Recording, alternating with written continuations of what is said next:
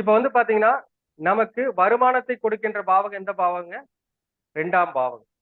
அப்போ ஒரு ஜாதகத்துல வருமானம் அப்படி நமக்கு வரணும் அப்படின்னா அதை தெரிஞ்சுக்கிற பாவகம் 2ஆம் பாவகம் தான். அப்ப முதல்ல ஜோதிட சாஸ்திரத்துல நம்ம என்ன சொல்றாங்க அப்படின்னு பாத்தீங்கன்னா, பொதுவாக ஒரு ஜாதகத்தில் பாவக அதிபதிகளை விட ஒரு பாவகத்தில் இருக்கின்ற கிரகங்களுக்கு தான் வலிமை அதிகம் சொல்றாங்க. என்ன சொல்றாங்க? ஒரு ஜாதகத்துல இப்ப 1ஆம் அதிபதினு ஒருத்தர் இருப்பாரு, 2ஆம் அதிபதினு ஒருத்தர் இருப்பாரு, 3ஆம் அதிபதினு ஒருத்தர் இருப்பாரு. இப்படி 12 பாவத்துக்கும் 12 அதிபதிகள் இருப்பாங்க. அப்போ அந்த பாவக அதிபதிகளை விட அந்த பாவகத்தில் லக்ன பாவகத்தில் என்ன கிரகம் அமர்ந்திருக்கு, 2ஆம் பாவத்தில் என்ன கிரகம் அமர்ந்திருக்கு, 3ஆம் பாவத்தில் என்ன கிரகம் அமர்ந்திருக்கு. அப்போ அந்த பாவகத்தில் அமர்ந்த கிரகங்களுக்குத்தான் வலிமை அதிகம். பாவகாதிபதிகளை விட அந்த பாவகத்தில் அமர்ந்த கிரகங்களுக்குத்தான் என்ன சொல்லியிருக்கிறாங்க? வலிமை அதிகம் அப்படின்னு சொல்லியிருக்கிறாங்க. சோ அப்படி பார்க்கும்போது நமக்கு வருமானத்தை சொல்லக்கூடிய பாவகம் எதுங்க? 2. சரியா? அப்ப இந்த 2ஆம் பாவகத்துல முதல்ல எந்த கிரகம் இருக்கு, அதே மாதிரி 2ஆம் பாவகத்தை எந்த கிரகம் பாக்குது அப்படிங்கிறத தெரிஞ்சுக்கணும். தெரிஞ்சுக்கிறோமா வேண்டாமா? ஒரு வருமானம் நமக்கு வரணும், 2ஆம் பாவக அதிபதி அப்படிங்கிறது எங்கேயோ ஒரு பக்கம் இருப்பார், அவரை விட்டுருங்க. முதல்ல 2ஆம் பாவகத்தில் எந்த கிரகம் இருக்குன்னு பாக்கணுமா வேண்டாமா?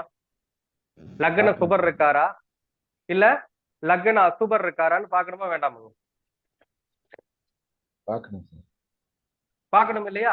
அப்ப முதல்ல அந்த பாவகத்தில் இருக்கின்ற கிரகங்களை இயக்கினாலே நமக்கு வருமானம் வரும். அப்ப முதல்ல எல்லார் ஜாதத்துல என்ன வேணும்? முதல்ல 2ஆம் பாவத்துல கிரகம் இருக்கான்னு ஃபர்ஸ்ட் பார்க்கணும். பார்க்கணுமா வேண்டாங்களா? கண்டிப்பா பார்க்கணும். அப்போ இப்ப ஒரு லக்னம் எடுத்துக்கோங்க. இப்போ ஒரு மேஷ லக்னம்னு எடுத்துக்கோங்களேன். மேஷ லக்னத்துக்கு சுபர்கள் யார்? மேஷ லக்னத்துக்கு சுபத்தன்மை கொடுக்கின்ற கிரகங்கள் யார்? பொதுவா சொல்லுங்க. மேஷ லக்னத்துக்கு சுபத்தன்மை கொடுக்கிற கிரகம் யாரு? குரு. குரு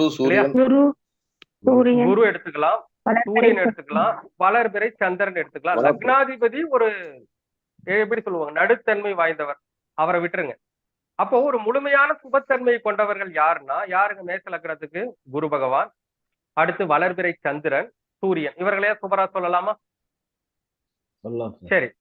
அப்போ உங்க ஜாதகத்துல ஒரு மேஷ லக்னத்துல பிறந்து அவங்களுடைய லக்னத்துக்கு 2ஆம் இடத்துல குரு இருக்கிறாரு அப்படின்னு வச்சுக்கோங்களேன்.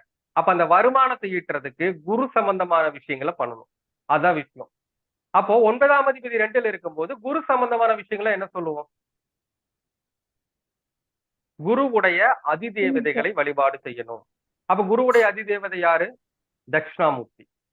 அடுத்து குருவுடைய அம்சம் கொண்ட ராகவேந்திரர், அதே மாதிரி சாய்பாபா. சோ இந்த மாதிரி வழிபாடுகள் அவங்க செய்யும் போது வருமானம் வருமா வராதா? கண்டிப்பா வரும். அதே மாதிரி குரு அப்படிங்கிறவர் யாருங்க? திருச்செந்தூர் முருகப்பெருமான் இல்லையா? அப்ப திருச்செந்தூர் ஸ்தலம் தான் குருவுடைய ஸ்தலம். அப்ப என்ன பண்ணலாம்? திருச்செந்தூர் அடிக்கடி போயிட்டு வரலாம். அதுலயும் முக்கியமா இந்த வெளிநாடு வெளி மாநிலங்கள்ல பணிபுரிறாங்க இல்லையா, அவங்க இந்த குருவுடைய அதிதேவதையை கும்பிடுறது இதெல்லாம் மாதிரி விஷயங்களை வச்சுக்கிட்டா என்ன ஆகும்? அவங்களுக்கு பலன் இயற்கையாவே நடக்கும். அதே மாதிரி பாருங்க, இந்த 2ஆம் பாவகத்துல 2 சூட்சம் இருக்குதுங்க வருமானத்தை அதிகப்படுத்துறதுக்கு. என்ன சூட்சம்னா, நாம அந்த அதிதேவதைகளை வழிபடுறோம், அந்த அதிதேவதைகளுடைய கோவிலுக்கு நேரடியா போறோம், இதெல்லாம் ஒரு பக்கம் இருந்தாலும் 2ஆம் இடம் என்னங்க? வாக்கு.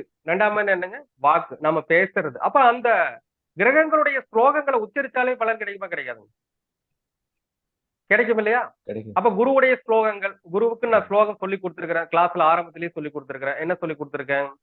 வேத நூல் தர்ம சாஸ்திரம் மேன்மையை அறிந்தோனாகி சாதனையால் கற்பகத்தனி நாட்டின் இறைவனாகி ஜோதியாய் குருவுமாகி சொர்க்கத்தை மண்ணில் அழுகும் ஆதியாம் குருவே நின்றாள் அடைக்கலம் போற்றி போற்றி. குரு ஸ்லோகங்களை பாடலாம், தட்சிணாமூர்த்திக்கு உண்டான ஸ்லோகங்களை பாடலாம், அதே மாதிரி சாய்பாபாவுடைய ஸ்லோகங்களை பாடலாம், ராகவேந்திர சுவாமிகளுடைய ஸ்லோகங்களை பாடலாம். இதை செஞ்சாலும் வருமானம் கிடைக்குமா கிடைக்காதுங்களா? கிடைக்கும். அடுத்து 2ஆம் பாவத்துல வருமானத்தை இன்க்ரீஸ் பண்றதுக்கு இன்னொரு சூட்சம் இருக்குது. என்ன சூட்சமோ? 2ஆம் எண்ணம் என்னங்க? சாப்பிடுற சாப்பாடு. ஏன் அவங்க குருவுடைய உணவுகள் அதிகமா எடுத்துக்க கூடாது? குருவுடைய உணவுகள் என்னது? கொண்டக்கடலை, அதுக்கப்புறம் அதுக்கப்புறம் கொண்டக்கடலை, வாயு வாயு நெல், பொருட்கள், வாயு இருக்கின்ற பொருட்கள் என்னென்ன சாப்பாடுலாம் வரும்? உருளைக்கிழங்கு, உருளைக்கிழங்கு, உருளைக்கிழங்கு, முட்டைக்கோசு, லட்டு, லட்டு, லட்டு. அப்ப குருனா வந்து லட்டு இல்லையா? லட்டு சாப்பிடுறது. சோ இந்த மாதிரி விஷயங்களை செஞ்சாலும் உங்களுக்கு வருமானம் வருமா வராதா? வரும் சார். கண்டிப்பா வரும்.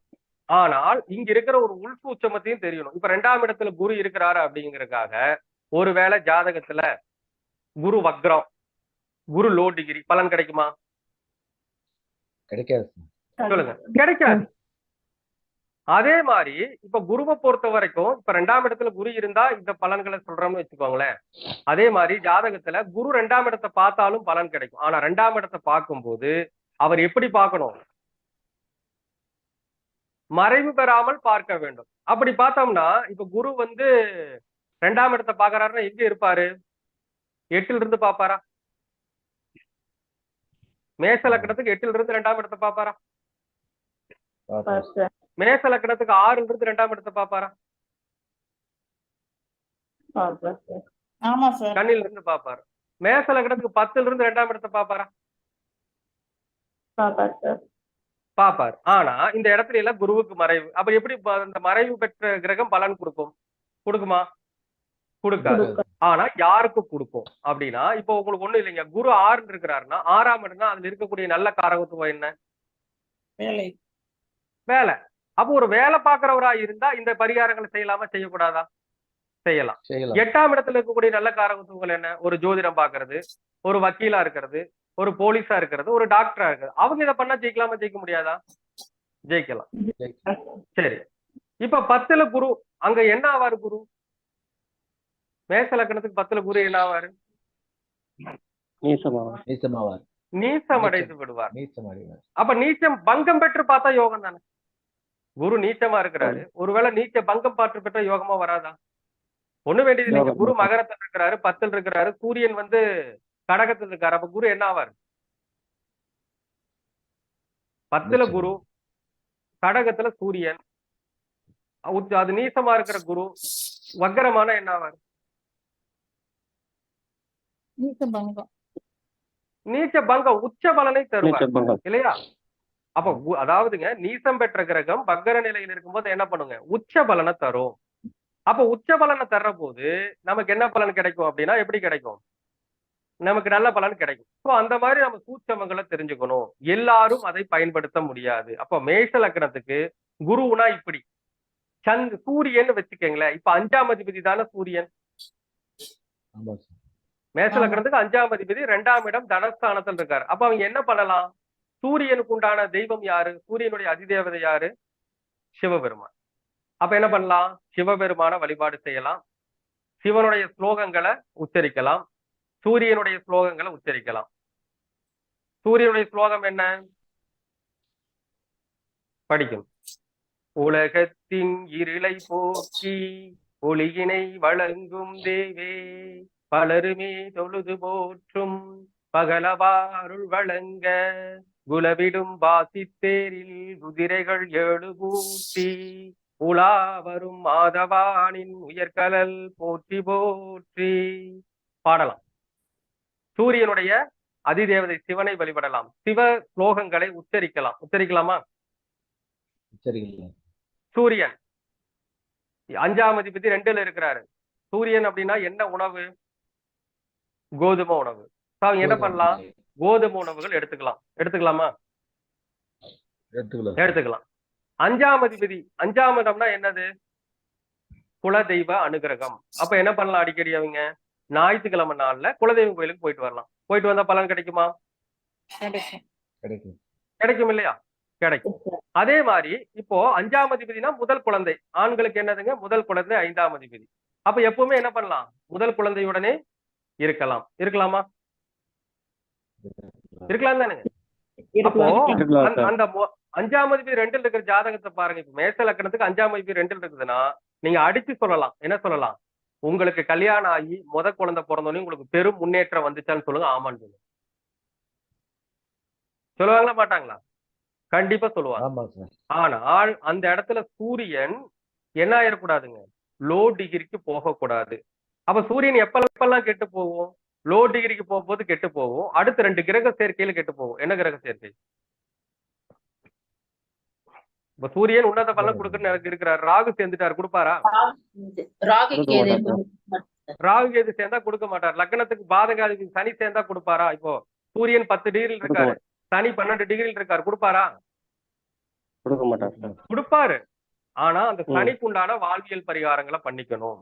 என்ன பண்ணுங்க? ம். சனிக்கு உண்டான வாழ்வியல் பரிகாரம், சனிக்கு உண்டான உணவுகளை தானம் பண்ணிட்டு இந்த வழிபாடுகளை செய்யலாம். அப்ப சனினா என்னங்க? நல்லெண்ணெயில செஞ்ச உணவு அல்லது என்னதுங்க, இந்த எள்ளு உணவு, இதையெல்லாம் தானம் பண்ணிட்டு அதை கும்பிட்டா பலன் கிடைக்கும். கிடைக்குமா? அவ்வளவுதான். அப்போ நாம வந்து சூட்சமங்கள் என்ன பண்ணிக்கணும்? தெரிஞ்சுக்கணும். சோ அந்த மாதிரிங்க. இப்ப ஒண்ணு வேண்டாங்க, ஒரு ஜாதகத்துல வளர்பிறை சந்திரன், இப்ப மேஷ லக்னத்துக்கு வளர்பிறை சந்திரன் 2ல என்னவா இருப்பாரு? உச்ச பலன்ல இருப்பார். இருப்பாரா? சொல்லுங்க. இருப்பார் சார். அப்ப நாம என்ன பண்ணலாம்? சந்திரனுடைய அதிதேவதையை கும்பிடலாம், வழிபடலாம். சந்திரனுடைய அதிதேவதை யாரு? அம்பாள். அம்பாள் வழிபாடு செய்யலாம். திருப்பதி சென்று வரலாம். ஆனா வளர்பிறை சந்திரனா இருக்கும், அதையும் நோட் பண்ணிக்கோங்க. அப்ப அம்பாள் வழிபாடு செய்யலாம். அந்த சந்திரனுக்கு உண்டான ஸ்தலமான திருப்பதி போயிட்டு வரலாம். அம்பாளுடைய ஸ்லோகங்களை உச்சரிக்கலாம். சந்திர பகவானுடைய ஸ்லோகங்களை உச்சரிக்கலாம். என்ன ஸ்லோகம்? பார்க்கடல் கடைந்த போது பட்டொளி கதுவ தோன்றி போற்றுவோதொலவே நிற்கும் பொன்மய சோமதேவா ஏற்றமும் உடைய கோவே இமகிரி வளமாய் வந்து ஏற்றமும் நல்கும் சோமதேவனே போற்றி போற்றி. உச்சரிக்கலாம். உச்சரிக்கலாமா? சந்திரனுக்கு உண்டான உணவு வெண்பொங்கல். அந்த ஜாதகர் அடிக்கடி என்ன பண்ணலாம்? பச்சரிசியில் செய்த வெண்பொங்கல் உணவு சாப்பிடலாம், அல்லது பச்சரிசியில் செய்த எல்லா உணவுகளையும் எடுத்துக்கலாம். எடுத்துக்கலாமா? சோ இந்த மாதிரி விஷயங்களை செய்யும் போது பலன் நமக்கு கட்டாயமா கிடைக்கும். ஆனால் ஒரு விஷயம் தெரிஞ்சுக்க, இப்ப வந்து சூரியன் 2ஆம் இடத்துல இருக்கிறான்னு சொன்னேன். ஒரு திசையில மட்டும் அந்த சூரியன் வேலை செய்யாம போயிடுவார். எந்த திசையில?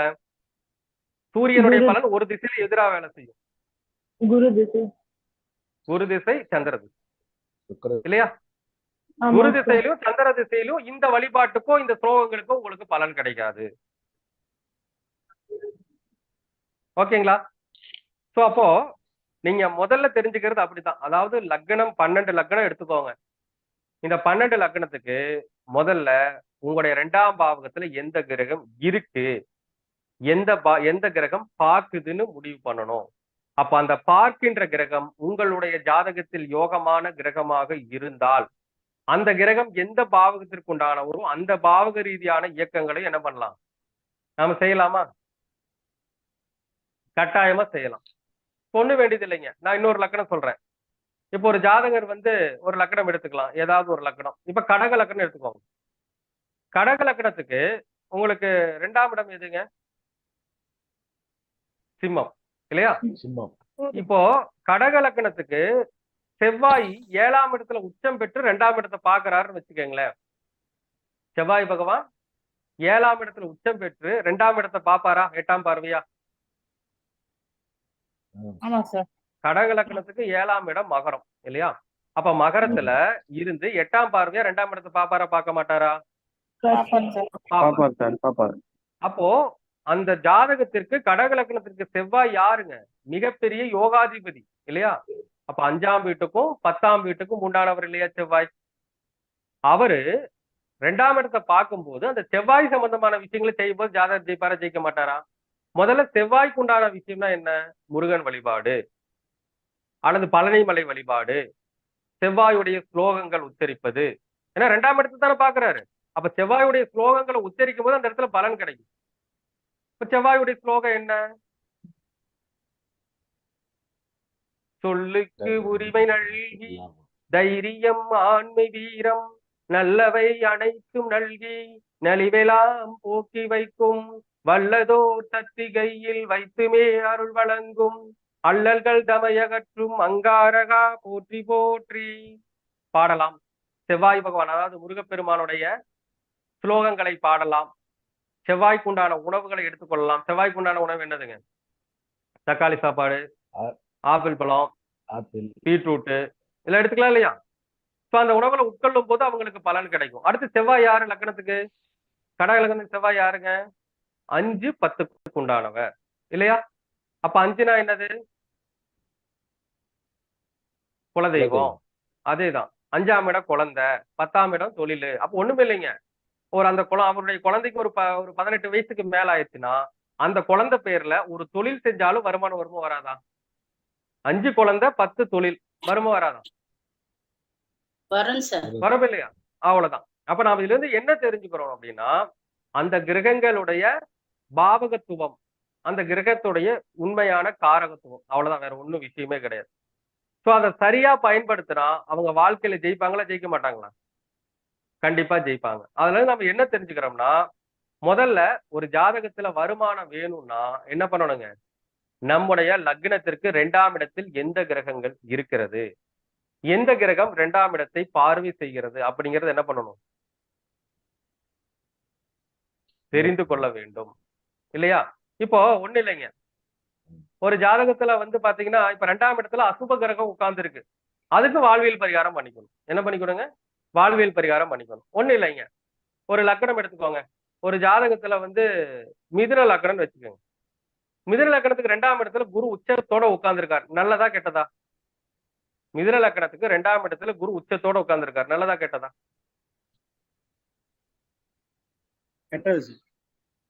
கெட்டது. ஏன்னா மிதுன லக்னத்திற்கு கடும் பாவி யாருங்க? குரு. லக்னத்துக்கு 7ஆம் வீட்டுக்கும் 10ஆம் வீட்டிற்கும் உண்டான கடுமையான பாவிதான் யாருங்க? குரு. அப்ப நல்லதா கெட்டதான்னா அது என்னதுங்க? அது கெட்டது.